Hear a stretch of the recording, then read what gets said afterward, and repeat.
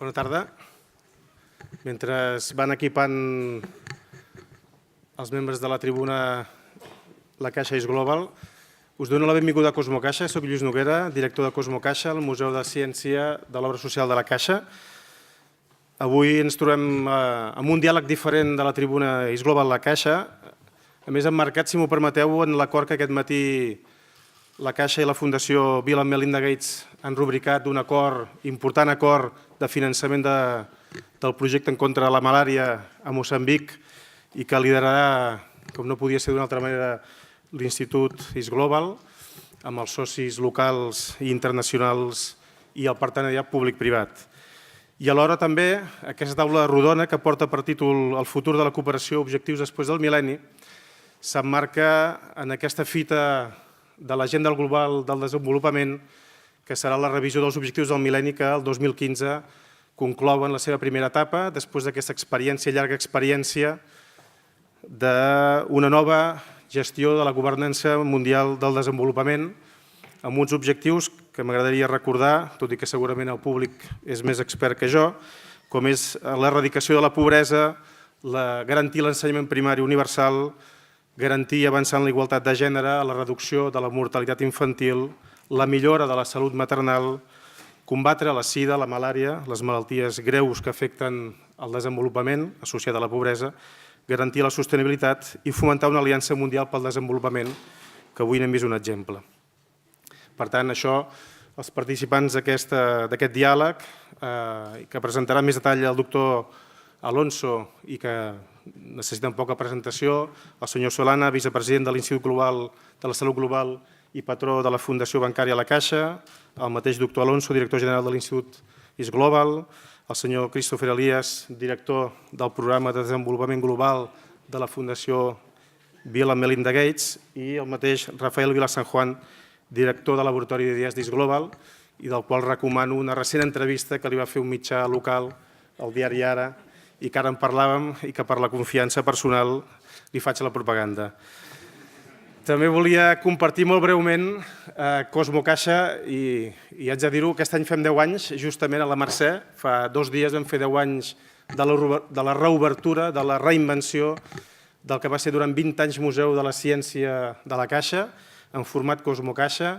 Hem fet actes populars, com aquest dia de la Mercè, en farem d'altres, però també farem una sèrie d'agenda d'actes científics amb la voluntat d'acostar la ciència a la majoria de la ciutadania, de promoure la cultura científica, de posar en valor la recerca, la seva utilitat social, importantíssima, amb nous espais que hem inaugurat com Top Ciència i que els hi recomano vivament, i un factor molt important, dirigit molt als joves en formació, de 12 a 16 anys, que és estimular les vocacions científiques i que en el marc d'aquests 10 anys presentarem un estudi on mostrem la utilitat en les estratègies de foment d'aquestes vocacions científiques. I també perquè els museus de la ciència, els equipaments culturals, sempre ens sentim partícips i còmplices de les estratègies de desenvolupament i concretament volia compartir amb vostès les experiències, molt breument, només com a títol. Hi ha experiències brasileres de creació de museus de la ciència ben a prop dels barris subdesenvolupats o no desenvolupats, en la qual fan partíceps la comunitat a l'hora de construir aquests museus, des de pintar les parets fins a explicar els continguts que hi ha dintre. I, per tant, el compromís de la ciència i de la cultura en el desenvolupament local i global i que també sigui útil en aquests objectius del mil·lenni. Sense res més, doctor Alonso. Gràcies.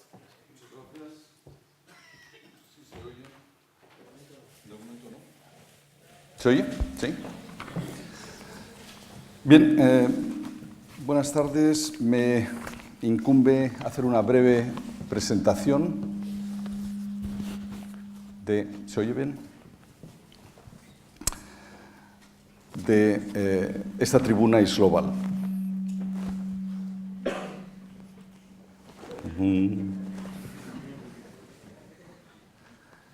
¿Lo intento? Sigo hablando.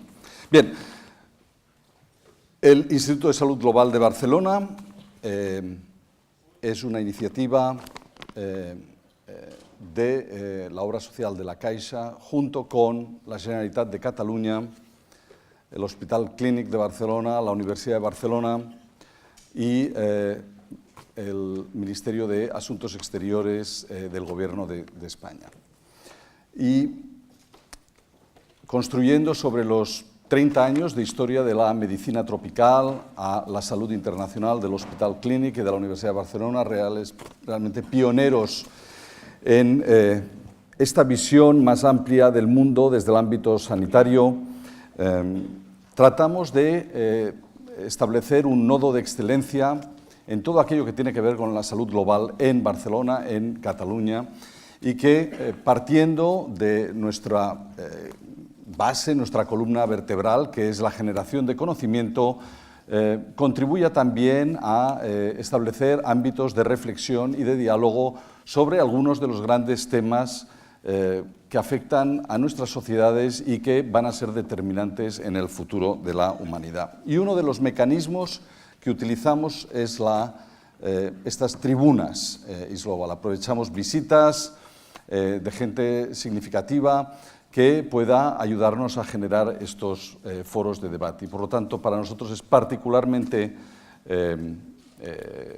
agradable, es una satisfacción el poder contar hoy con este espacio de diálogo aquí en Barcelona. Hoy contamos además con el doctor Chris Elias, presidente de Desarrollo Global de la Fundación Bill & Melinda Gates, un buen amigo que dirigió durante muchos años quizá una de las organizaciones de la sociedad civil norteamericanas más importantes en el ámbito de la salud global, que vino a hacer un pequeño sabático con nosotros aquí en Barcelona y hace ahora exactamente 3 años, y al poco de volver a Seattle lo nombraron presidente de Desarrollo Global de la Fundación Gates. Otros estamos esperando a ver si nos toca la misma suerte, pero no acaba de ocurrir. Y contamos también con Javier Solana, presidente de la Comisión Ejecutiva del Instituto de Salud Global de Barcelona, y que tampoco requiere mucha más presentación. El formato de hoy es uno que no hemos tenido otras veces ha sido más una charla del presidente de la República de Mozambique o de Bill Gates o de otros. Hoy vamos a ensayar una fórmula que, digo vamos a ensayar porque realmente no la hemos ensayado hasta ahora y vamos a ver cómo sale, de generar un diálogo y en el cual esperamos también participe la propia audiencia. Este diálogo durará 40-45 minutos. Como facilitador y animador contamos con Rafael Vila San Juan, el director del Departamento de Análisis y Desarrollo Internacional del Instituto de Salud Global de Barcelona, y va a abordar fundamentalmente, o lo va a dividir en 3 grandes bloques. De alguna manera, ¿qué ha ocurrido durante la última década en el ámbito de la salud global? ¿Cuáles han sido las grandes tendencias? Y quizás adelantándonos un poco a esa conclusión, ¿cuáles han sido algunos de los determinantes que han provocado esta mejora notable que se ha producido en la última década? ¿Cuál es la situación hoy en día? Y esto nos llevará a un tercer bloque de mirar cuáles son las posibles tendencias de futuro al que nos vamos a enfrentar en la salud global, en el desarrollo y, en definitiva, a la responsabilidad compartida de nuestras sociedades, nuestra responsabilidad global con respecto al mundo de la pobreza y, en particular, en el futuro, al mundo de la desigualdad. El objetivo es acabar con suficiente tiempo para poder establecer o ampliar ese diálogo con los miembros de la audiencia. Para acabar iba a decir breve introducción, claramente ya no es breve, es demasiado prolongada, pero una reflexión que creo que vale la pena para enmarcar lo que va a ser el resto de este diálogo. El reconocimiento, una vez más, de que los últimos 100 años constituyen el momento de cambio más dramático que ha vivido la humanidad en sus últimos 10.000 años sobre este planeta. A partir de la segunda mitad del siglo XIX, lo que hasta entonces era un panorama en el que las poblaciones humanas, casi independientemente de en qué parte del mundo estuvieran, eran fundamentalmente pobres y vivían poco. La esperanza de vida a lo mejor estaba en 28 o 30 años y no había gigantescas diferencias dependiendo del lugar donde uno naciera. Y eso reflejaba lo que había sido los 5.000 o quizá 10.000 años anteriores. A partir de la segunda mitad del siglo XIX se inicia un proceso acelerado de cambio y que ha llevado a la humanidad a mejorar en algo más de 25 años la esperanza de vida de las poblaciones sobre este planeta, algo que no había ocurrido nunca antes en la historia de la humanidad. Incluso en aquellos lugares donde no ha habido un crecimiento económico notable o un aumento de la riqueza notable, también en ellos se ha ganado esperanza de vida, se ha ganado salud. Y estamos, por lo tanto, inmersos en la gran revolución en la historia de la humanidad, la revolución de la salud y de la salud global. Y es desde esta óptica, desde la que vamos a enmarcar el diálogo que a partir de ahora Rafa, te encargarás de dinamizar. Gracias. Gracias. ¿Pedro? No se me oye ahora. No. Bueno, yo cambiando. ¿Ahora sí? No. Sí, ¿no? Perfecto. Bueno, lo primero es que iremos cambiando de castellano a inglés. Yo creo que para que Chris se sienta como en casa, pues a veces podremos hablar en inglés, otras en castellano, un poco como se sientan más cómodos y para que se puedan ir interpelando, ¿no? Pero para empezar con lo que decía Pedro, el pasado ha sido, realmente si tomamos los 100 años, la vida ha cambiado enormemente, pero si tomamos la última década, el desarrollo ha cambiado enormemente, ¿no? Una de las cosas en las que estamos más o menos de acuerdo todos es que el desarrollo como tal, los proyectos de desarrollo en los últimos 15 años han cambiado casi tanto como las nuevas tecnologías. Es decir, hablábamos de un modelo de desarrollo pues antes del año 2000, y después del año 2000, poco a poco se ha ido evolucionando de tal manera, tan rápidamente, que quizás convenga analizar dónde estamos a partir de lo que se ha conseguido desde entonces hasta ahora y cuáles han sido los elementos de cambio, ¿no? Ahora bien, y aprovechando que tenemos al profesor Solana, yo no me resisto a tener, antes de invitar a que Chris Elias empiece el debate, invitar al profesor Solana que nos explique un poco este cambio, que luego explicaremos a nivel de desarrollo. A nivel político también ha habido un cambio enorme. Hemos cambiado desde, pues eso, ¿no? Desde economías que parecía que no tenían mucho que ver con con los lugares en donde se tomaban las grandes decisiones, a tener compañeros de viaje que quizás no tengan una visión occidental. ¿El mundo ha cambiado enormemente también en estos 15 años? Pues muchas gracias, primero, por la invitación. Es un placer estar con ustedes y estar con este panel de buenos amigos. Voy a entrar en materia sin más darle más vueltas. Vamos a ver. En el siglo XXI, que es en el que estamos, quizá lo más difícil de analizar es la velocidad a la que ocurren los acontecimientos. Si este debate lo hubiéramos tenido en vez de hoy, hace 12, 13, 14 meses, seguramente yo analizaría el mundo de una manera bastante distinta de cómo tengo la obligación de analizarlo hoy. Hace 10 años las relaciones entre Europa y Rusia eran buenas. En este momento estamos en un momento de tensión muy fuerte entre Europa y Rusia, por poner un ejemplo de la más próxima a nosotros, que puede tener consecuencias importantes, sobre todo para nuestro bienestar desde el punto de vista del consumo energético, porque dependemos mucho en Europa del gas que viene de Rusia. Pero si miráramos a otras partes del mundo, por ejemplo, estaríamos en un Oriente Medio donde habría primaveras.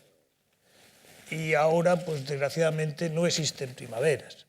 En Oriente Medio seguramente ahora uno de los lugares más dramáticamente tensos del mundo, con una situación en Siria, en Irak, la guerra de Irak con todo lo que trajo consigo. Hoy vuelve a estar, pero con una situación completamente distinta de la que se pensaba. Ahí están los ejércitos, el ISIS, que han tomado no solamente redes de terrorismo, sino que han tomado físicamente una parte muy importante de Irak y de Siria. Que si yo les dijera cuánto es, pues será más o menos el territorio que tiene Suiza y Austria. Bueno, Suiza y Austria no son dos pequeñas cosas, son pequeños países europeos, pero que eso de repente desaparezca y esté en manos de unas personas desconocidas, digamos, no se esperaba que iban a estar allí, que tienen tanques, que matan, etcétera, etcétera, pues todo eso hace un año pues seguramente no lo podríamos contar, gracias a Dios no lo podíamos contar. Bueno, esto es la primera noticia que yo les quería dar, que a pesar de que hay líneas de fondo que se mantienen, y el cambio en la salud es muy importante, que se mantienen para bien, hay líneas que aparecen más superficiales, aunque creíamos que eran de fondo, que están cambiando a la velocidad de la luz, a la velocidad del rayo. Pero ¿cuáles son las grandes tendencias? Las grandes tendencias siguen siendo, si me permiten, yo diría dos grandes tendencias. Una tendencia, que es la transferencia de poder en el mundo, desde lo que eran los clásicos poderes, es decir, el mundo occidental, Estados Unidos y la Unión Europea, que juntos pues, no llegamos a tener la población de China, ni mucho menos, que ese cambio se ha producido en un tiempo muy corto, en tiempos históricos, y que hoy tenemos un mundo donde les voy a poner el siguiente ejemplo. Ustedes piensen por un momento en el G7. El G7 son los grandes países, los países más ricos de la Tierra, y los podemos enumerar. Estados Unidos, Japón, Alemania, Francia, Inglaterra y Canadá. Bueno, esos han sido las grandes potencias del mundo y nadie los ponía en cuestión, que eran las economías más grandes del mundo y juntos la economía más grande del mundo. Les voy a decir ahora mismo que hoy podemos encontrar en el mundo otros 7 países, que en vez de llamarles G me van a permitir que les llame E, porque son emergentes, que son en su economía sumada más que la economía del G7.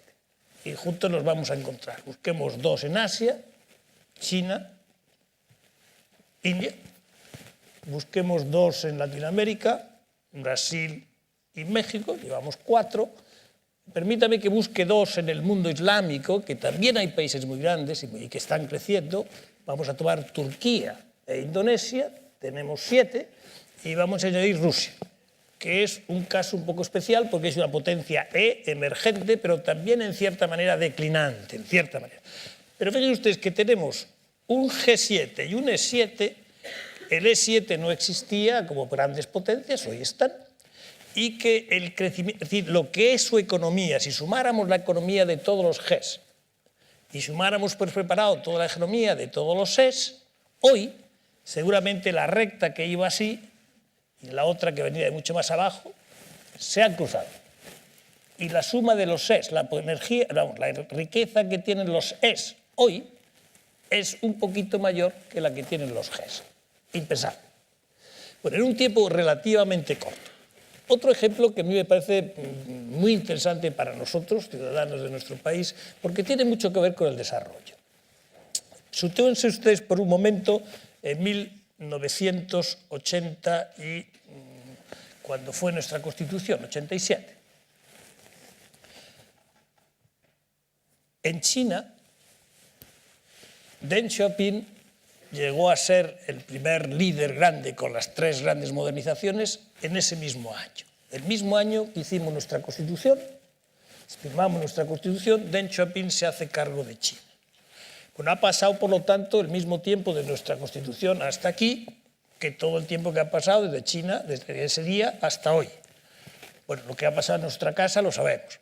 ¿Y qué ha pasado en China? Pues en China han salido de la pobreza millones de personas en ese periodo de tiempo. Y de una sociedad, en épocas de Mao Zedong, que fue quien era el anterior a Deng Xiaoping, era una sociedad agrícola, tanto pobre, una sociedad a la que se daba desarrollo, a la que el Banco Mundial gastaba mucho dinero en ayudar al desarrollo, y hoy producen, vamos, en el mes de septiembre de este año, que han dado las cifras, más ingenieros, más físicos, más químicos que el resto del mundo juntos. ¿En qué espacio de tiempo? En el espacio de tiempo que yo he vivido, es mi vida. Porque yo empecé mi vida pública con la Constitución y por tanto sé lo que vale ese tiempo, es mi vida. En ese tiempo ha pasado todas esas cosas. Y con todas esas cosas vienen cosas muy importantes para la ayuda al desarrollo. ¿Por qué? Porque el mundo occidental tiene un concepto de cómo se atacan los problemas del desarrollo que no es el mismo que tiene China.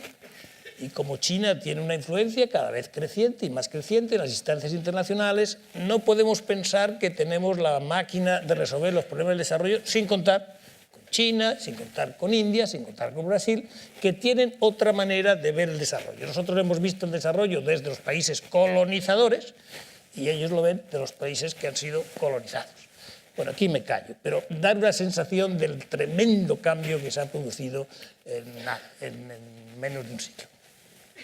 Gracias, profesor Solana. Yo creo que mucha parte de lo que ya ha empezado a avanzar podemos luego llevarla hacia el futuro, pero a mí me gustaría ahora llevarlo a lo que es el desarrollo, porque al final lo que vamos a buscar es dónde estamos, cómo hemos llegado hasta donde estábamos, tal y como apuntabas, Pedro.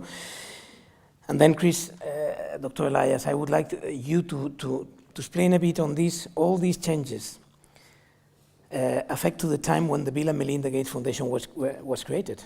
That was more or less in 1999, 2000. And then how we have been engaged into a kind of millennium objectives, which was the agenda at that time when the Gates Foundation was created. For those of you not having heard about the Millennium Agenda, it's clear objectives towards development of the world, 8 objectives, some of them on the way to be at least succeeding, some of them with relative success or no success, but improvement. But while the world is engaged in this post-millennium agenda, we have seen a dramatic change in the development. And I would like you a bit to explain why this change, what were the leverages that at a certain point, not only the Bill and Melinda Gates Foundation, but the world as such, had on the one hand, political commitment, probably because, as Professor Solana was saying, there was a kind of global capacity to define some objectives. We will see later on whether this is the same right now or not. And at the same time, new mechanisms in place. So how this improvement has been taking place? Thank you, Rafa. Can you hear me? Yep. So, you know, it's good to have this conversation at a science museum because I think someday in the future there'll be an exhibit, as they often have in science museums, that shows a timeline of history. And in 2000, 2 remarkable things happened. One was the creation of the Bill and Melinda Gates Foundation. And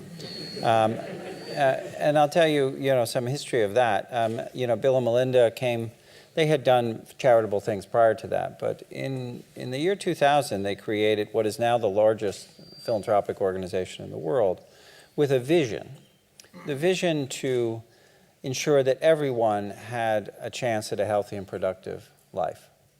Because, Pedro described 150 years ago, things were kind of similar and not very good everywhere. And then with progress over the last 100, 150 years, we saw tremendous improvement in life expectancy, et cetera, in some places.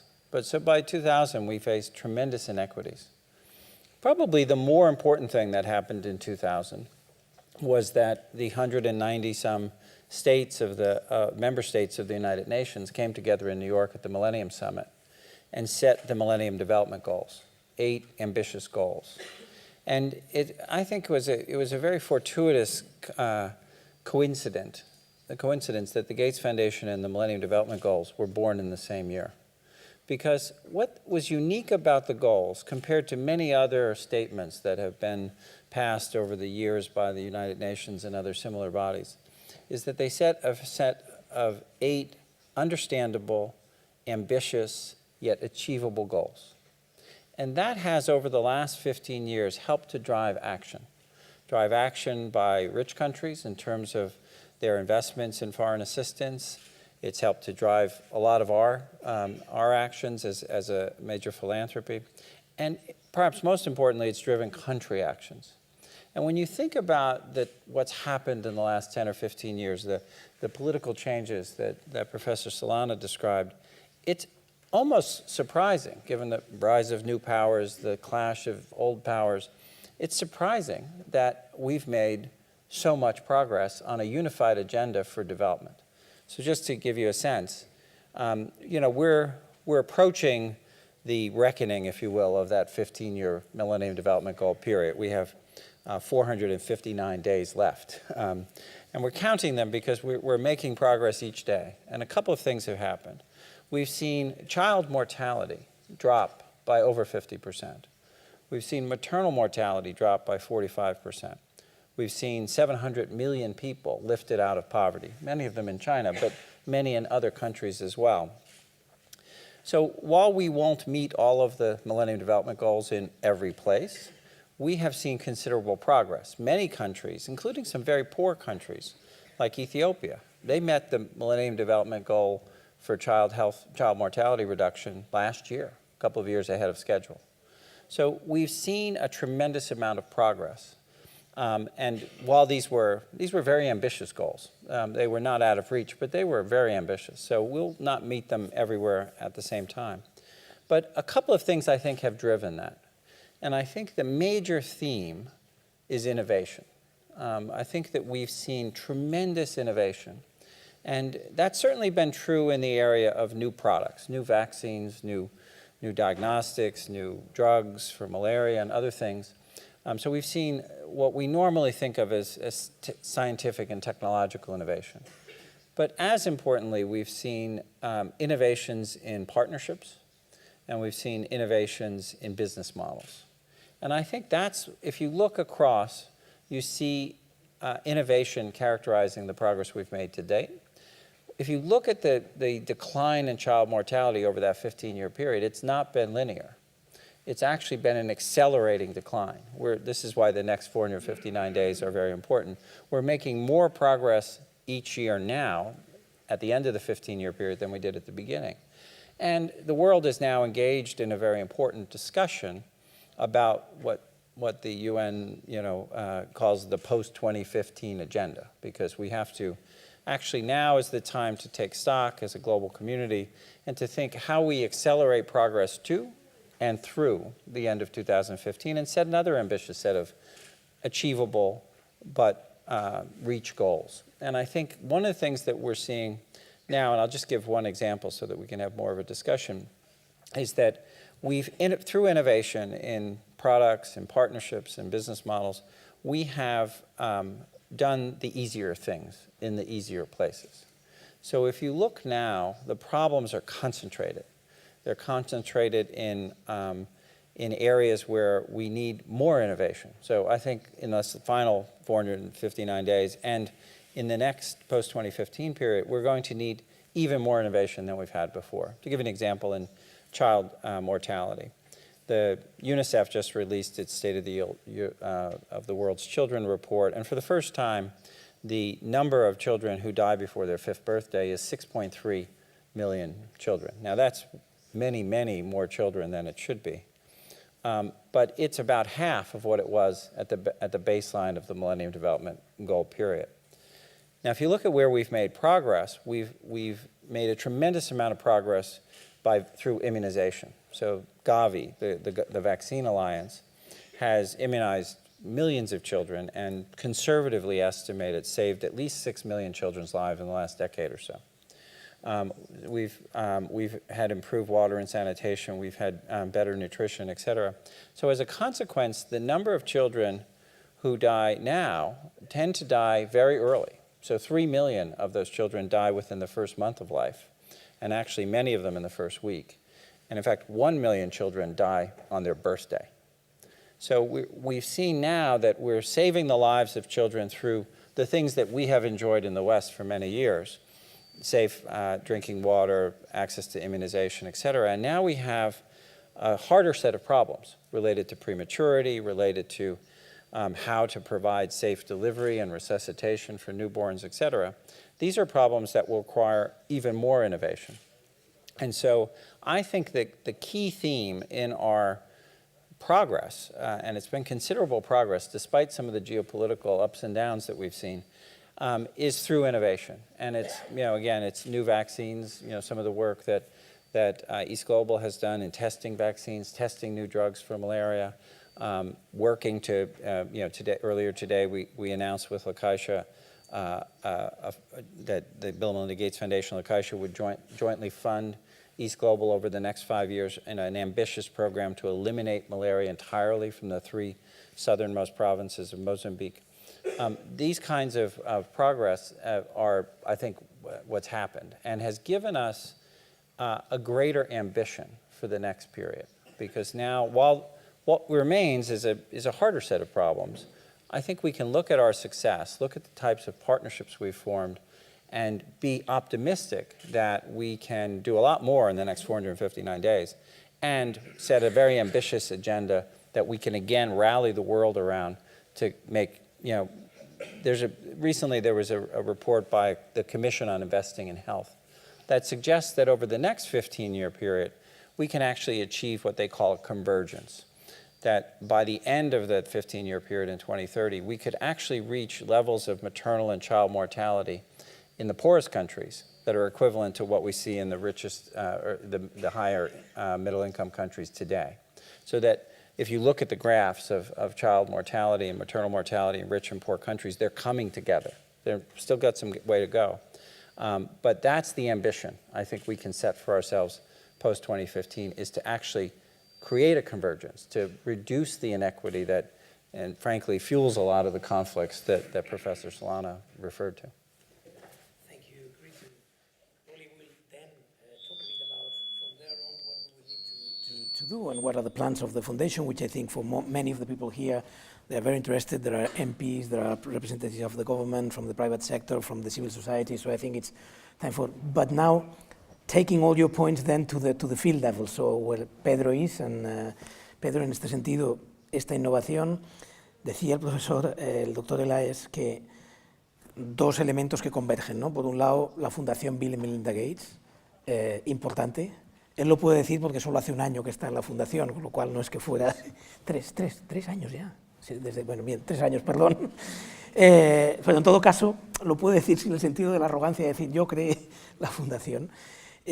Pero decía por un lado esto y por el otro lado la innovación, ¿no? Y ahí es donde llevamos al terreno, ¿no? Y a donde desde Mañisa se empieza ya a visualizar hace 15 años o hace 20 cuando se empieza la fundación de Mañisa y el proyecto del centro de investigación, la idea de que la cooperación está cambiando y de que donde antes hablábamos de una transferencia de recursos del norte al sur, ahora lo que estamos viendo es la necesidad de compartir un conocimiento, ¿no? Y ahí es donde me gustaría, porque ya que hablamos de los objetivos del milenio como la fuerza que ha alumbrado una agenda que nos ha permitido ir avanzando, en realidad en malaria, por ejemplo, no llegaremos a los objetivos, ¿no? Pero sin embargo ha sido importante todo el camino recorrido y la visión que en un momento dado en el chip de algunos llegó a ponerse la innovación es lo que de verdad tiene sentido, ¿no? Sí, yo creo que sí. La pregunta va, o la reflexión en cuanto a la apuesta nuestra, por un lado, desde hace más de 20 años, en focalizar nuestro trabajo alrededor de la generación de conocimiento y la traslación del mismo.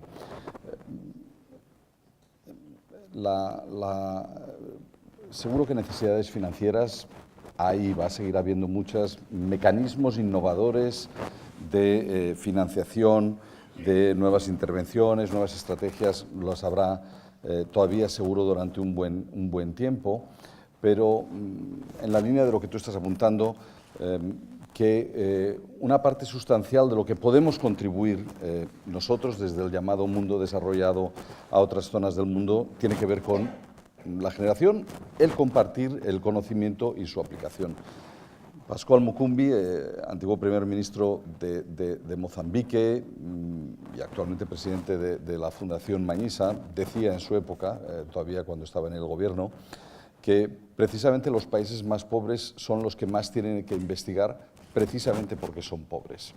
Y por lo tanto el reconocimiento de que una palanca clave del cambio, de la transformación de las sociedades pasa por la innovación, el desarrollo, el conocimiento y su aplicación es clave. Y yo creo que para nosotros desde el Instituto de Salud Global, el Centro de Investigación en Salud de Mañisa, y hoy está aquí también con nosotros su director, el doctor Macete, ha sido una apuesta de largo recorrido, el foco sobre la formación, la capacitación, la investigación, buscar soluciones a los problemas. Como decía el doctor Elias, los próximos años van a requerir todavía más eso, porque efectivamente nos hemos enfrentado a algunos de los problemas más sencillos, de la misma manera que teníamos las vacunas más sencillas antiguamente.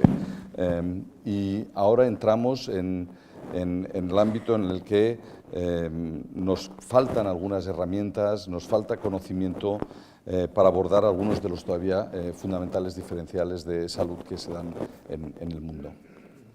Si lo llevamos concretamente al terreno de la malaria, ¿de verdad hemos avanzado?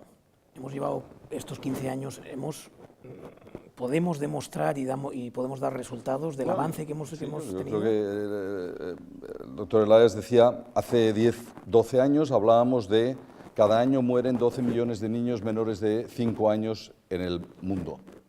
Y hoy estamos hablando de cada año mueren 6 millones de niños. Es una cifra todavía inaceptablemente alta, pero es un progreso como nunca antes se había producido. Una parte de ese progreso tiene que ver con enfermedades prevenibles por vacunas, con otras, pero ciertamente en la malaria hemos visto en la última década progresos como quizás no se habían dado desde el intento previo de erradicación de la malaria de los años 50.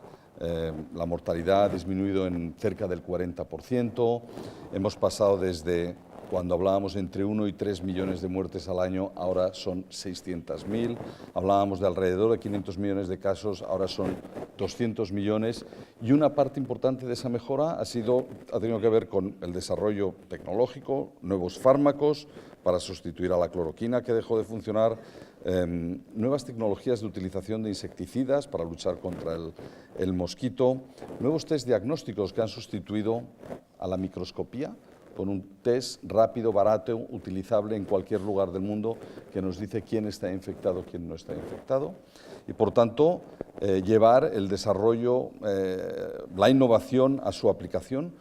Y el segundo elemento, permitir el acceso.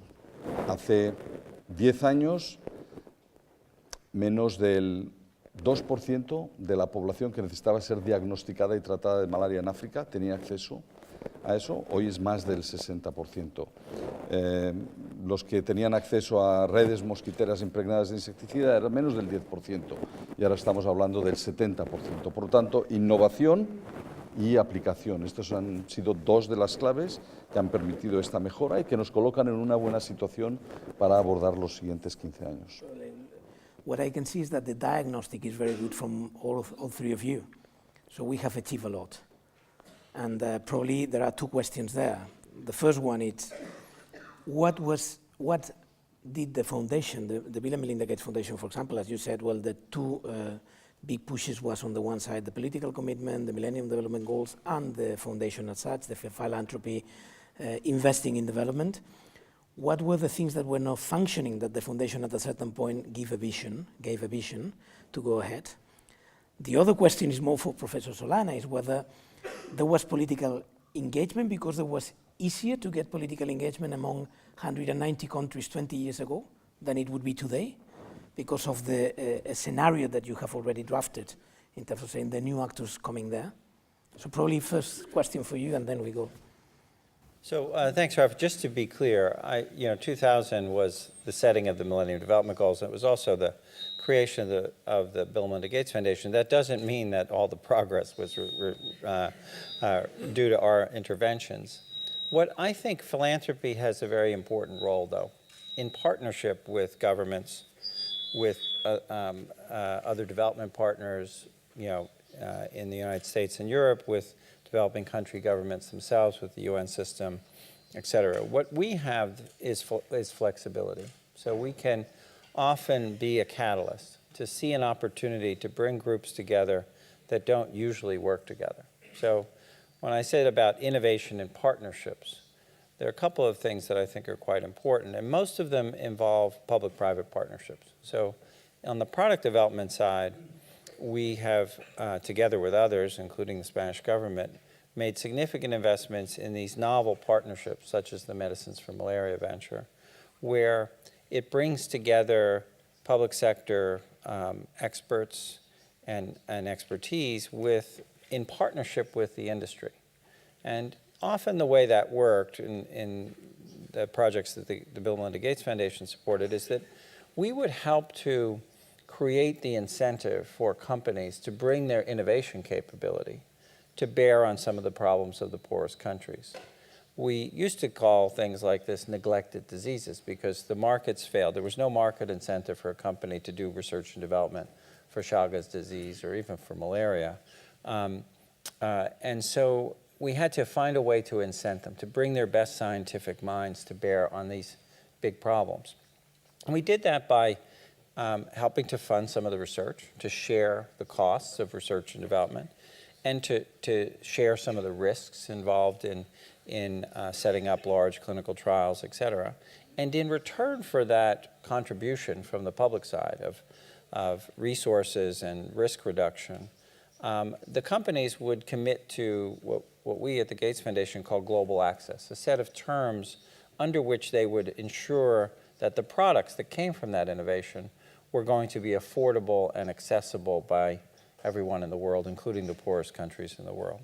And that novel partnership of product development partnerships where we could combine public sector resources and leadership with the innovation capability of the pharmaceutical and biotechnology community helped to spark a lot of this product innovation I referred to. At the same time, we had innovations in public-private partnerships for bringing those innovations to the poorest countries. Things like the Global Fund to Fight AIDS, TB, and Malaria, which again, has at times been a recipient of support from the Spanish government.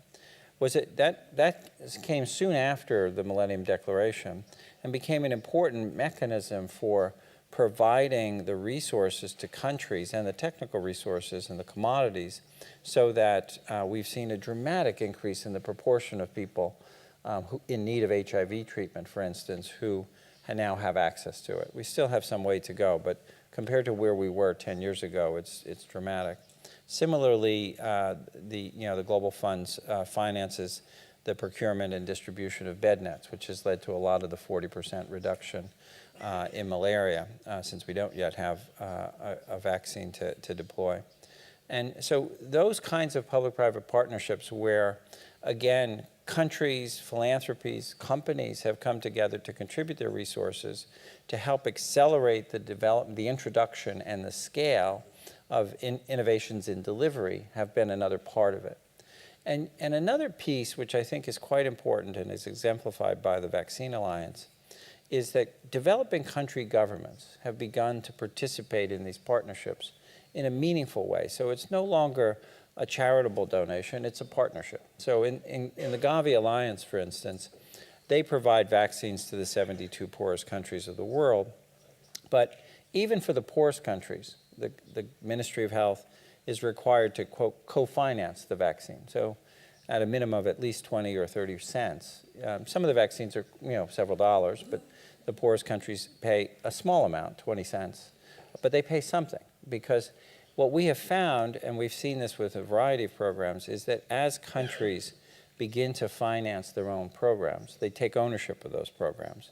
They put more attention into their quality and their execution. And as countries grow, they put more resources in, because if you think about it, 7 of the 10 fastest growing economies on the planet are in Africa. We've got rates of economic growth in Africa that are significantly higher than most other regions. Many of those countries have found new mineral resources. And as countries become engaged in understanding the benefits to the population of investing in health, investing in malaria control, investing in antiretroviral treatment, vaccination, et cetera, we see, slower than we'd like, but we see countries beginning to commit more and more of their domestic resources, because the long-term plan is really for those countries to own those programs and execute those programs and finance those programs largely on their own with technical and other assistance. So I think that's been another important trend, and I think it's one that we'll see actually become even more important in the post-2015 period. Que creemos que una nueva agenda tiene que estar en la agenda global para poder salir adelante con nuevos objetivos, y ahí es donde venía mi pregunta, ¿no? No sé hasta qué punto, Javier, desde la construcción de lo que se llama la construcción internacional, estamos más lejos de conseguir acuerdos en un mundo como el que has dibujado, en donde son muchos más los que opinan, son muchos los que han llegado, y por lo tanto va a costar de alguna manera llegar a consensos que antes parecía quizás o más naturales o más próximos entre amigos. Dos o tres comentarios.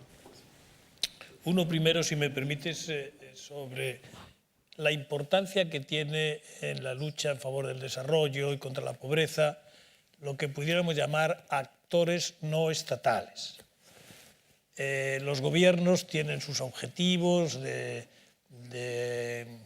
compromisos, pero son objetivos que a veces se cumplen o no se cumplen. Países como el nuestro, por ejemplo, ha llegado la crisis y se ha reducido a una barbaridad muchas cosas, pero una de las cosas que ha muerto prácticamente es la cooperación al desarrollo. Es decir, hay actores no estatales que tienen, como decíamos antes, una mayor capacidad para mantener sus compromisos, etc. Y la Fundación Bill Gates pues es una fundación en ese aspecto, y yo lo quiero decir con toda modestia, más importante que muchos países. Si lo que gasta la Fundación Gates, la seriedad con que lo hace, el tiempo, los compromisos en el largo plazo que tiene, pues son mayores que los de muchos, pero muchísimos países, ¿no?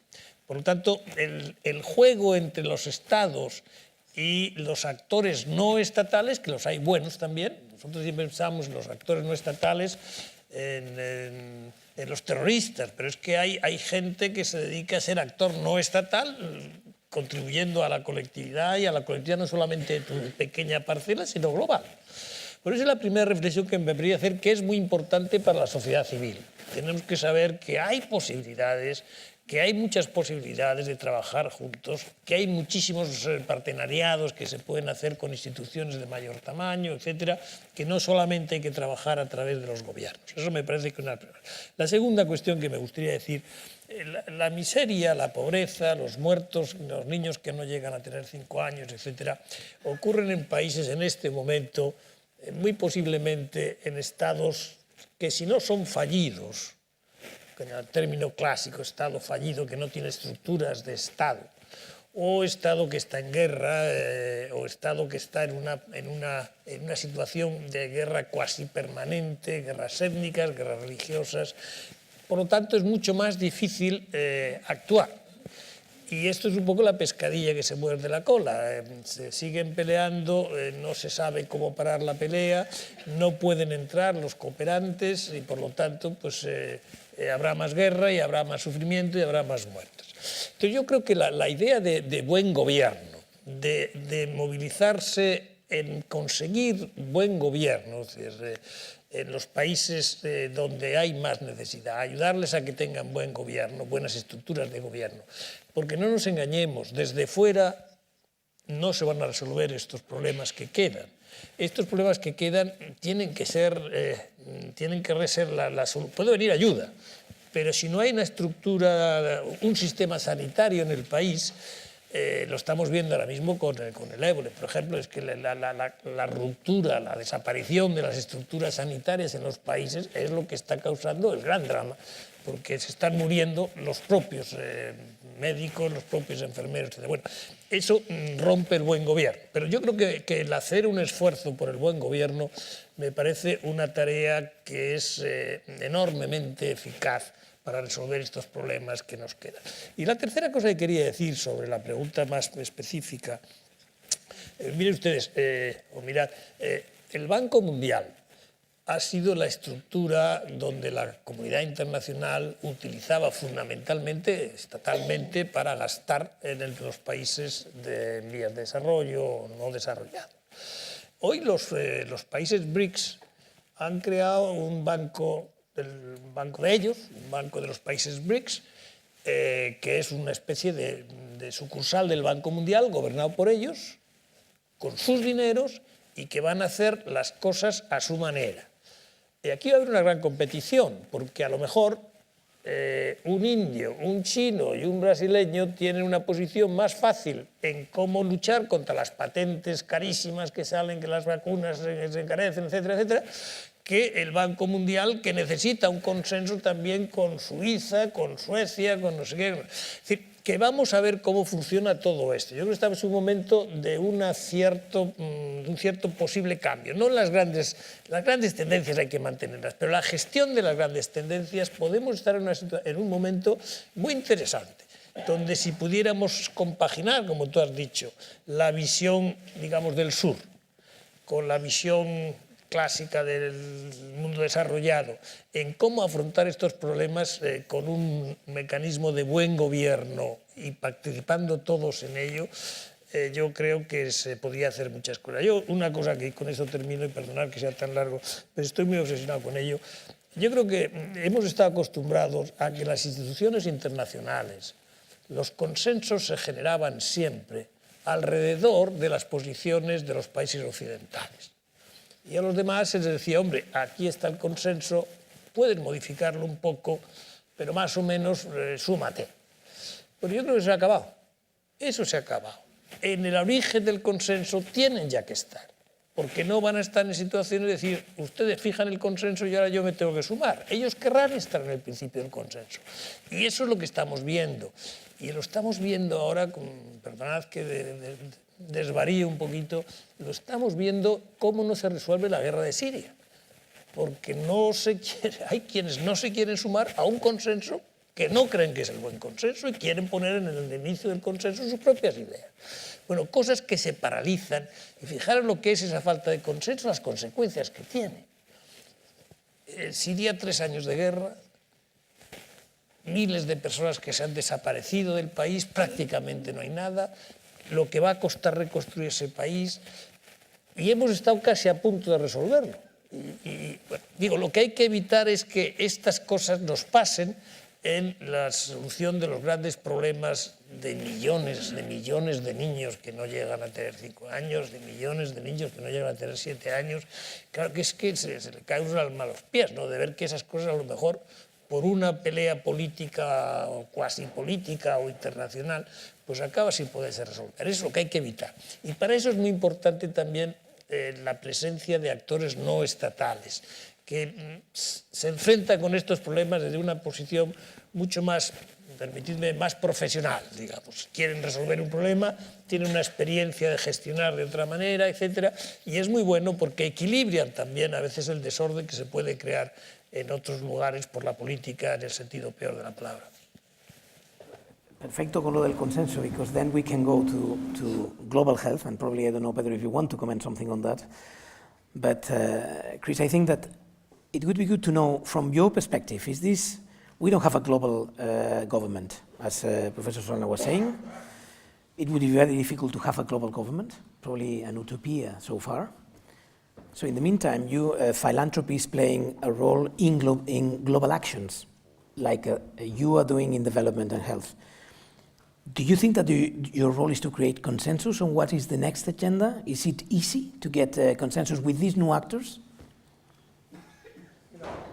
It's not our role to create the consensus. We're and it's not easy ever, really, to get consensus, especially, there's a very complex process that's underway now within the UN General Assembly to, over the next year, define a development framework for the next 15 years.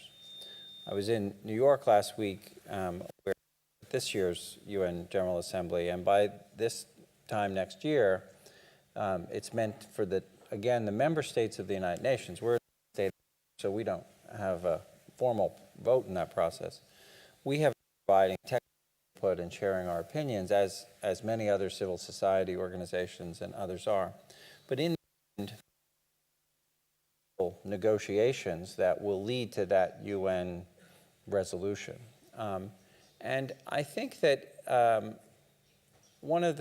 I'm optimistic about it because while it's very hard to get agreement on many of the issues that Professor Solana talked on, I do think that there is a shared global commitment to reducing the mortality of children, to reducing the maternal mortality, to turning back the epidemics of HIV and TB and malaria, to taking on other global importance, to have a measurable goal for advancing education for both boys and girls, for improved sanitation, et cetera, et cetera. I think there is a development agenda to which the global community can agree. It agreed 15 years ago to an ambitious set of goals, and it's made by setting an ambitious set of goals that people could understand and that they could measure and that there were clear indicators of, it drove progress within the global community. They don't have to agree on everything, but I think most countries and their citizens would agree on the importance of reducing child mortality. And so I'm optimistic that, again, a global consensus will come. There'll be a very complex set of intergovernmental negotiations over the course of the next year. And I think, Spain will participate in that as a member state of the United Nations. I would hope that Spanish civil society would participate in sharing their views, that university, academics would share their views. It's, one of the things that is different about this goal-setting process compared to 15 years ago is that it's a much more open and participatory process. As a consequence, it's a bit more messy. But in the end, it may actually lead to a more solid commitment to achieve the goals that are set. So I'm optimistic. I think there'll be lots of discussions and meetings and preparatory committees and all the UN things that happen to do that. But in the end, I think we'll have, again, a consensus about an ambitious, bold agenda for global development that we can all get behind. And we will certainly participate in substantively in providing our opinions to those intergovernmental debates. And then, more importantly, is once those goals are set, we will, again, use them. The fortuitous thing about the Gates Foundation being created in 2000 is that we were created in the same year as the Millennium Development Goals, and so that provided a bit of a roadmap for us. If you look at our biggest investments, they've been around reducing child mortality, maternal mortality, reducing the impact of HIV, TB, and malaria, other factors like water and sanitation that drive some of that morbidity. So we will, again, look to the goal framework that is set by the governments of the world, and then try to use the flexibility and catalytic potential of philanthropy to help advance those goals. A partir de ahora que, por ejemplo, en malaria, tú que ahora vas a asumir la responsabilidad mundial, ¿no?, como director mundial de malaria de la Organización Mundial de la Salud, ¿hacia dónde vamos? ¿Qué es lo que necesitamos? ¿Cuál es el futuro? ¿Qué líneas de acción crees que deberían incluir esos nuevos objetivos o esa nueva agenda, se llamen objetivos o se llame lo que sea, esa nueva agenda mundial, de forma que podamos decir dentro de un tiempo, pues sí, realmente hubo unos objetivos y se ha ido siguiendo un camino? Yo creo que lo que estamos oyendo es una agenda amplia que va a abordar el desarrollo en su conjunto, incluyendo los elementos de educación, de nutrición, y es importante que retengamos objetivos ligados a la salud, porque la agenda, como decíamos antes, es una agenda todavía inacabada. El progreso extraordinario vivido en la última década, los últimos 15 años, no debe ocultar los retos que quedan pendientes. Y sin pretender, que se me caiga el micrófono, no, y sin pretender que introducir un tono de cautela en lo que hasta ahora ha sido una conversación en gran medida llena de optimismo, incluso a pesar del dibujo un tanto preocupante que establecía el profesor Solana al principio relacionado con la velocidad de cambio. Hemos tenido grandes avances, pero recordemos, algunos de estos avances pueden ser frágiles. Y esto es cierto en varias de las enfermedades principales y ciertamente es cierto en el ámbito de la malaria. La innovación, el despliegue, la aplicación el impacto está ligado a un momento histórico, la última década o los últimos 15 años, crecientes recursos económicos, pero que han empezado a estabilizarse. Y los últimos 3-4 años han visto claramente un enlentecimiento y en algunos casos una tendencia a caer. Y en algunos lugares estamos viendo signos notables de que esto pudiera revertirse. Por lo tanto, es momento para reconocer los logros obtenidos, pero no es momento para la excesiva complacencia y la autosatisfacción, porque en la historia también hemos visto cómo podemos recular. En algunos casos, y lo comentábamos antes con el doctor Elias y el profesor Solana,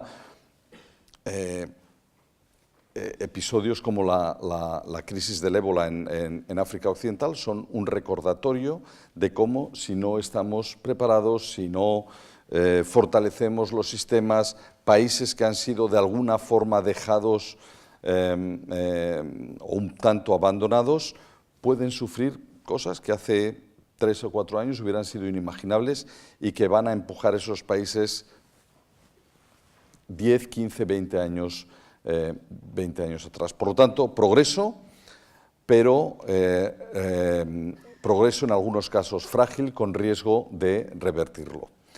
En el ámbito de la malaria, es cierto que el progreso ha sido grande, podemos continuar avanzando. Si se logra uno de los grandes hitos de la salud mundial y que estamos muy cercanos de lograrlo, que es la erradicación de la polio. Quizás este mismo año se consiga interrumpir la transmisión en uno de los 3 últimos países donde quedaba, en Nigeria, si se consigue luego avanzar en Pakistán, en Afganistán y en Camerún, se podrá lograr lo que, sin duda alguna, después de la erradicación de la viruela, sería uno de los grandes logros de la salud mundial. Si se logra eso, yo creo que la gran pregunta será, ¿es la tuberculosis la siguiente? ¿Es el HIV la siguiente? ¿O es la malaria? Yo creo que todo apunta a que pudiera ser la malaria por el progreso logrado, por las nuevas herramientas con las que contamos y, por lo tanto, que el mundo se embarque sin grandes alaracas, pero sí de una forma decidida a avanzar en el camino potencial de la erradicación. Pues hemos dicho que serían 45 o 50 minutos, llevamos ya 55, con lo cual sí me gustaría, si hay preguntas de la gente, hay gente que ha escrito preguntas y que las tiene escritas, hay otros que las pueden hacer el que quiera, porque creo que podemos circular los micrófonos para que funcionen. No sé si ya hay algunas de las preguntas que están por aquí, en todo caso, como las tengo que ir leyendo, si hay alguien que quiere preguntar, le daremos prioridad. Entre tanto, y mientras yo voy leyendo un poco lo que nos viene de la gente, sí que os diría, hemos hecho un repaso de dónde venimos, dónde estamos, el peligro de que esto se pare y hacia dónde vamos, ¿no? Y qué expectativas tenemos con los nuevos objetivos que se están definiendo y que de aquí a un año estarán en Naciones Unidas. Pero hay una pregunta que os afecta a los tres, desde diferentes puntos de vista. ¿Y España qué? ¿Hacia dónde debe ir, no?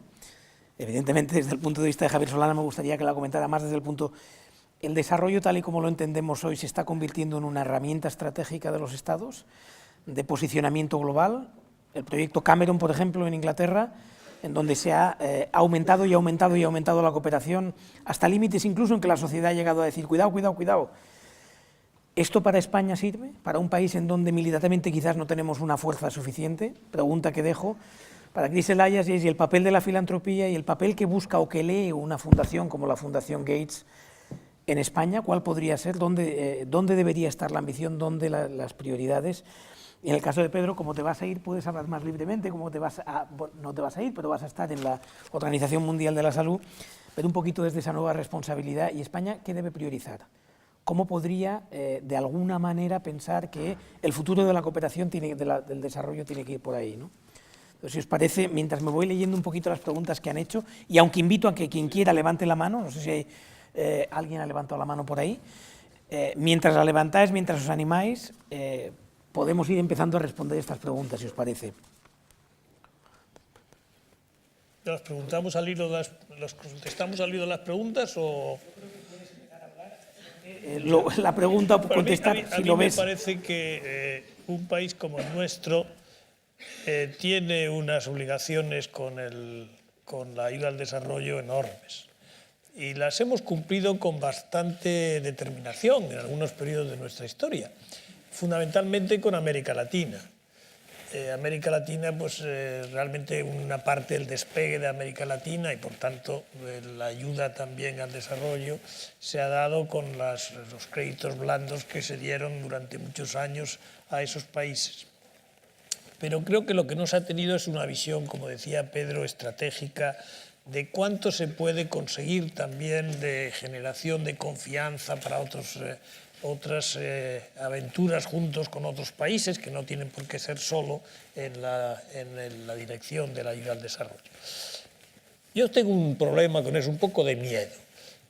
Cuando se dice que se tiene un objetivo estratégico que luego se puede utilizar y que la ayuda al desarrollo puede ser un mecanismo, a mí me da un poco de miedo que la ayuda al desarrollo se haga a la carta de una manera que no sea realmente la que hay que hacer, sino se hace aquella que es más útil para que luego te devuelvan lo que te puedan devolver en importación, exportación o lo que sea, ¿no? Pero bueno, siempre hay que encontrar los términos de equilibrio. Pero sí me parece que, en cierta manera, hay una a priori de la ayuda al desarrollo que es neutra, pero también es verdad que hay las posibilidades de encajarla en algunos proyectos de relación bilateral o multilateral con otros países. La Unión Europea lo ha hecho. La Unión Europea tiene una separación clara de lo que es la agencia ECO, que es la agencia de ayuda humanitaria y todas estas cosas. Está completamente separada de lo demás. Pero creo que se pueden hacer más cosas. El profesor lo ha dicho muy bien, desde el punto de vista de la cooperación público-privada, que es al final pues, una cooperación que deben hacer en un país, que va a otro país y que debe ser prolongada en el otro país, en el tercer país donde se va. Bueno, yo creo que ya te has leído todas las preguntas, ¿no? A ver si les dejamos hablar a ellos, porque si no... Briefly, if you want to comment on that of Spain, because there are a lot of interesting questions coming on the role of women, on many other issues that I think would be good to hear your advice. I would just say that, historically, Spain has been very engaged in some of these important problem solving. So when the Bill and Melinda Gates Foundation was founded 15 years ago, one of our earliest priorities was malaria. And we began to invest in testing an experimental vaccine for malaria. And when we did that, we turned to East Global and the University Clinic and their collaboration with the Manisa Health Research Center, because 20 years of investment from the Spanish Agency for International Development had established a world-class research facility. So we could then form a partnership with Spain, with East Global, with Manisa, and conduct a trial. It would have been much, much more expensive if we had to create that center, and it would have taken much time. So, there's a legacy of investment in research and development, and particularly the combination of research and development with excellence in teaching and education, and the reduction of that knowledge to practice in places like Mozambique, which is typified by the partnership we announced earlier today, where our philanthropy, together with La Caixa, are coming together to help partner with the government of Mozambique to scale up their national malaria control program and eliminate malaria in the 3 southernmost provinces. That's the kind of catalytic philanthropy that not just we engage in, La Caixa does that. La Caixa has been a very important partner with the Gavi Alliance, for instance, through their matching fund, to bring significant resources into providing vaccines to children in poor countries. So I think there's a tremendous history to build on. When the Innovative Financing Facility for Immunization was created, Spain was one of 7 countries that participated in creating that and has met its commitments to that fund, that financing mechanism through the economic crisis, even though other contributions to the Global Fund and others have declined. But I think you build on a strong reputation and a strong history in Spain of being engaged in some of the important diseases of the developing world, malaria, Chagas disease, et cetera. And you have world-class researchers that form partnerships. It's a temporary loss, I guess, to Barcelona, but it's a great gain to have Pedro going to run the global malaria program at the World Health Organization in Geneva. I think there's just a significant legacy here that Spain can be proud of and continue to invest in and be part of this progress that we're going to see accelerate in global development. So let's go for the questions here. Then first, very good question. In fact, there are 3 out of them. 4 men, we're a woman. What's about development? Is this growth? Can we measure on other measures which are not GDP, but the presence of women? What about that? 3. Anyone? My understanding was that the tribuna was an opportunistic thing when people came through town. We certainly have many women who work at the Bill and Melinda Gates Foundation, one of the hardest working being Melinda Gates. And she published actually a very interesting commentary in Science just 2 or 3 weeks ago about the importance of putting gender putting women and girls at the center of the development agenda. And what she reflected on, and it's a very, I encourage you to take a look at it, 'cause it's a very personal reflection. Basically what she says is that in 15 years of being engaged through the foundation in a wide range of development programs, that she's learned about how important gender is to all of our programs. And that while we've done good in certain things, we haven't been as intentional as we need to be as a major foundation, and that we will consequently be much more intentional going forward. And so it's an interesting piece to read because it talks about how, in our agriculture work, for instance, we're focused on smallholder farmers, 60% of whom are women. And so how do we ensure that when they have higher yields, they can access markets and that the additional income can actually be used for the betterment of their family's education and health, et cetera. So I think we've done, and speaking for the Gates Foundation, an okay job in relation to gender in our programs, but we could be, and it's very clearly outlined in Melinda's piece, we could be much more intentional, and that's what we will be over the next coming years. And I think it aligns quite well with setting this next set of goals where we need to, I think, again, there was a Millennium Development Goal on gender. I think there should be another one, and we need to have a better set of indicators than we had for the previous period. No doubt. I mean, if you were to ask me, suppose that question, I turn it a little bit around.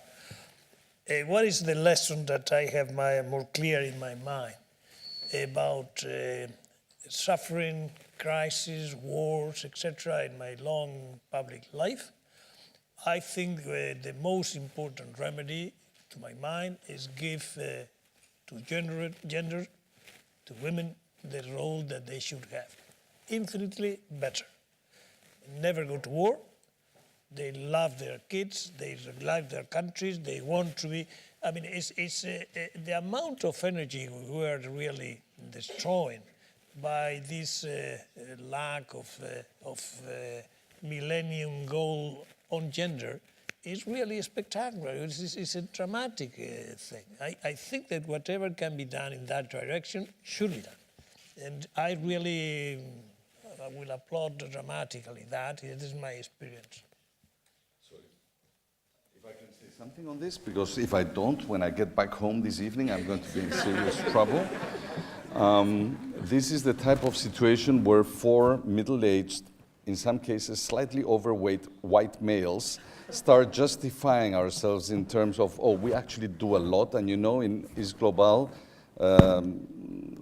women are majority by far, and indeed some of the brightest researchers are women and so on, and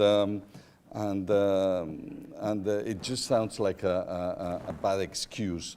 And indeed, a lot of our research is focused on women, and of course we recognize that there won't be improvement in health and development if we don't set at the center of our work the critical role that women play. So having found this type of excuse, which I can imagine neither my wife nor my daughter who are out there will buy, and I will indeed be suffering later tonight, It is clear that a lot more needs to happen. One of the MDGs where we're doing worse is maternal mortality, and this is probably not by chance.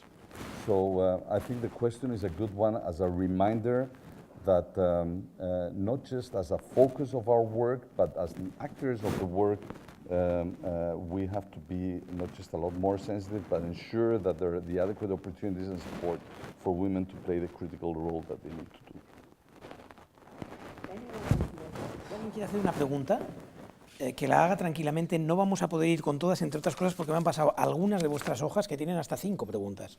Con lo cual, me estoy volviendo loco para intentar ordenarlas. Pero there's one which goes directly to you and probably to the others, but directly to Dr. Elias, which is about philanthropy. On the one hand, we have one who's asking, in the US there is a long-standing tradition of philanthropy. Why is Europe so behind? In what concerns philanthropy? That's one.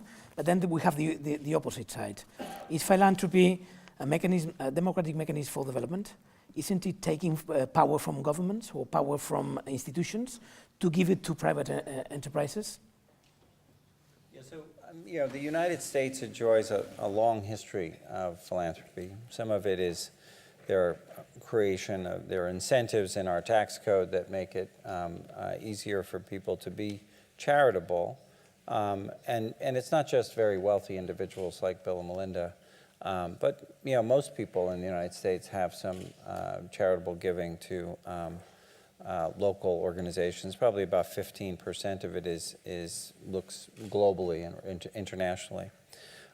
So I think there's I don't know the answer to why there's not more philanthropy in Spain, so I can't really answer that. But I do know that in the U.S. there's a long tradition and tax incentives and other things that encourage it.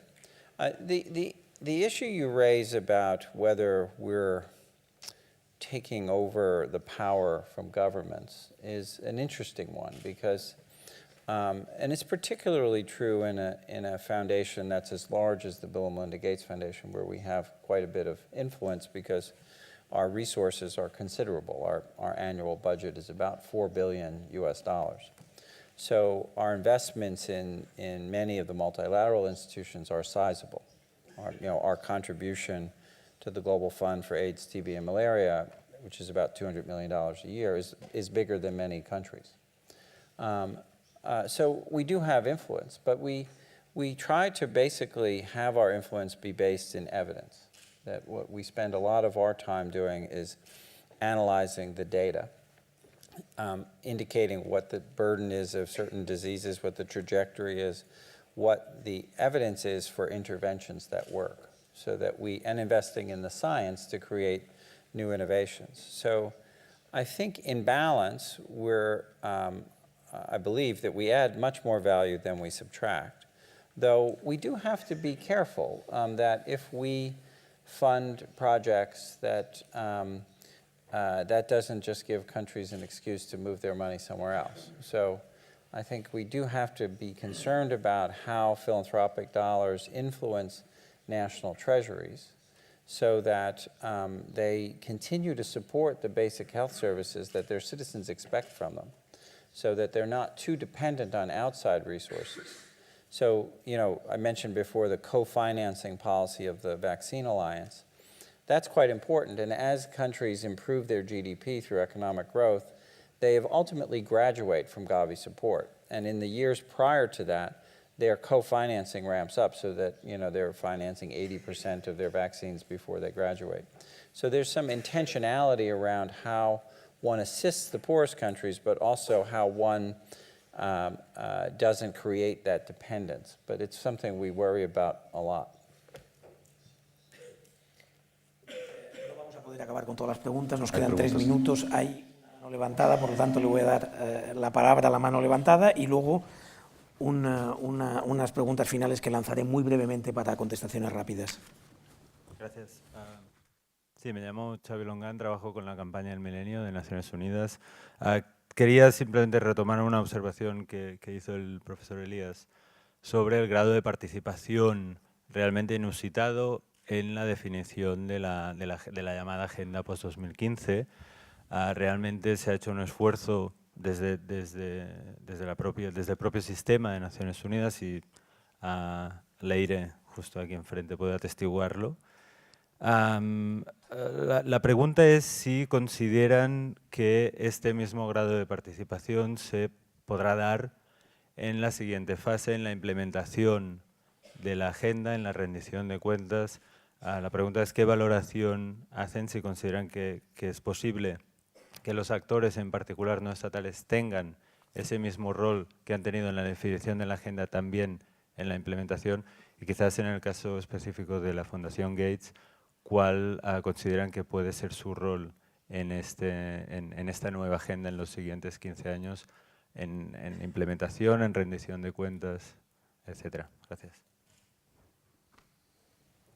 You want to answer?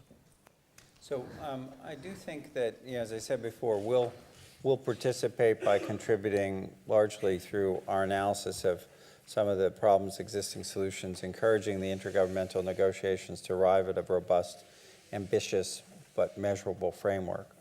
And I think the greater participatory process that's going on this time, as opposed to 15 years ago, is a way of getting people invested in the goals. Because if you recall, the early years of after the Millennium Development Goals were set, because there wasn't a tremendous amount of participation in setting the goals, it took a few years for countries to realize how aspirational and important they were in guiding policy. So I'm hopeful that if we have a more participatory process leading to the goals that are set a year from now, that people will essentially already be invested in those goals and their achievement right from the first day.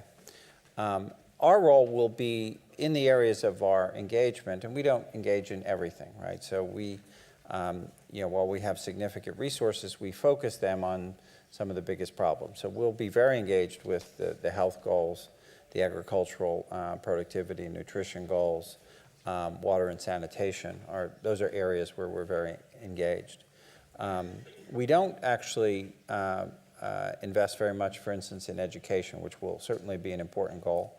One of the things I often have to do is to reassure people that if we don't invest in it, doesn't mean we don't think it's important. We think education is extremely important, but we can't do everything. So we will, in the areas of strategic focus, we will certainly look to the next version of the development goal framework as an important organizing framework, because we won't do it alone. We'll do it in partnership with countries, particularly in the countries where we provide support. We'll do it together with civil society and industry, et cetera. So we're hoping that this new development framework will be even better than the previous one.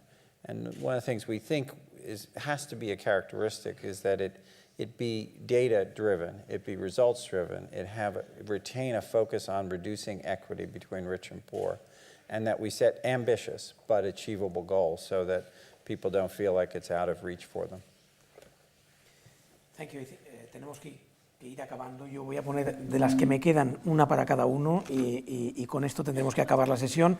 Todas miran hacia el futuro y, por lo tanto, con esas podríamos acabar. La primera iría más dirigida al profesor Solana, en el sentido de decir, bueno, pero lo que estamos viendo es que no hay una implicación del E7, que los nuevos países emergentes no están en ese camino. Y, por otra parte, también se habla de hasta qué punto quizás hayamos fallado, y eso es culpa mía en todo caso, en dar una visión técnica de innovación, pero no una visión política de pobreza, y si eso es compatible con el capitalismo como lo entendemos hoy en día. Por tanto, con esa, entiendo que es una pregunta larga, pero yo pediría la mayor brevedad al profesor Solana para que la pueda contestar. Empiezo por el final. Las personas que han estado aquí hablando conmigo han dicho que estos últimos años se han hecho cosas extraordinarias como no se había hecho nunca en la historia.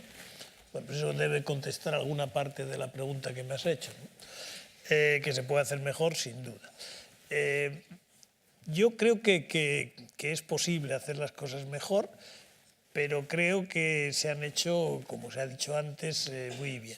Ahora, sí me da miedo una parte de lo que has dicho. Quien lo haya preguntado, no lo sé, que el decir que no se ve la implicación de los países del sur no es correcto.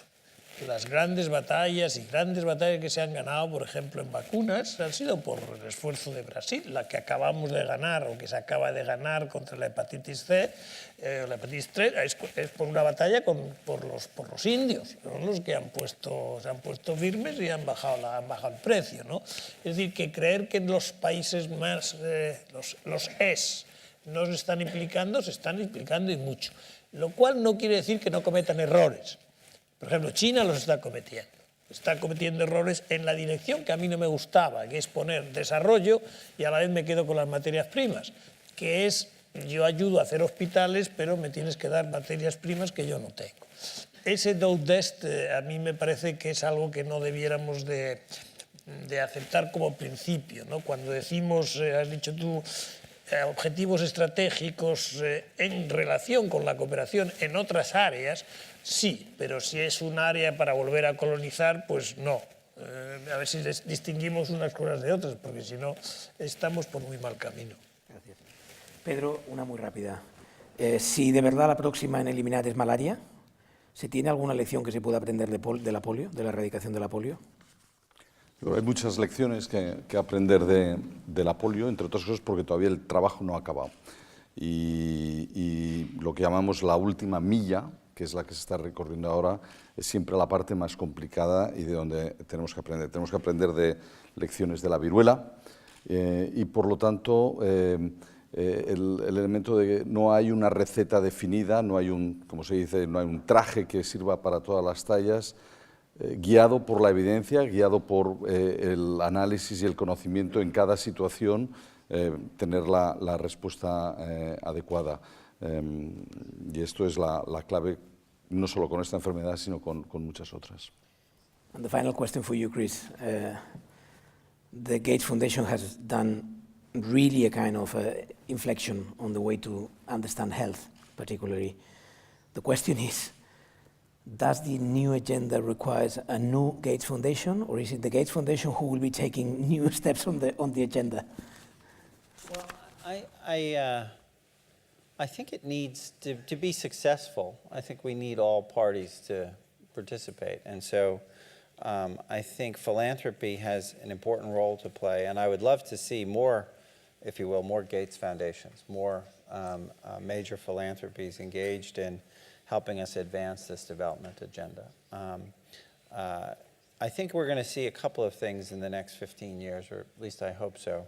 I think the biggest shift will be as many of the poorest countries continue to grow economically, they will have more fiscal space to be able to contribute to these programs, these development goals themselves. As many of those countries capture the demographic dividend of the transition to low mortality and low fertility, there'll be an opportunity that demographic transition is historically what drove the rapid development of countries in East Asia, for instance. There's an opportunity for significant economic growth coming from demographic shifts in places like sub-Saharan Africa, but it requires good policy and it requires investment. So, and as many of these countries have discovered new mineral wealth, that we're hoping that those resources can flow in a transparent way into some of the best investments in development. So I'm hopeful that by 2030, most countries will be significantly less dependent on international aid. There'll probably still be some conflicts or some landlocked countries that are resource constrained that will still require the kind of assistance, but I think we'll see that. I think we'll also see industry. One of the consequences of the kind of evolution of geopower that Professor Solana described is that there are now industries that are seeing not just a few markets in the West, they're beginning to see these emerging markets as large opportunities for their core businesses. But it requires new business models. It requires different ways of approaching profit making, to move from a small volume, high margin model to a larger volume, smaller margin, larger volume, small margin, the quote-unquote bottom of the pyramid approaches that can drive new innovations in business models. And I think the emergence of the E7, but also the E70 that are going to follow them is quite important over the next 15-year period. So I think we're going to see an even more complex and rich partnership of public-private, civil society, for-profit organizations aligned around this next set of development goals. And that's one of the reasons I'm optimistic that we'll, in fact, continue to accelerate our progress as we've seen over those last 15 years. So I think it's going to be a busy year of negotiations to set that development framework, but I think in the end we'll have a framework that will help us take global health and development and equity to the next level. Thanks. The three professors. Gràcies a tots per haver vingut i haver-se acompanyat amb aquesta xerrada. Hem intentat donar algunes pinzellades i si ens han quedat algunes idees, com algunes preguntes que també s'han formulat i que no s'han pogut dur a terme, en tot cas el que volíem era això, era discutir una miqueta cap a on anem i si tenim algunes perspectives de millorar, que sembla que sí, no? I que això és el que val. Gràcies a tots per haver-nos acompanyat, en particular to the three of you. Thank you.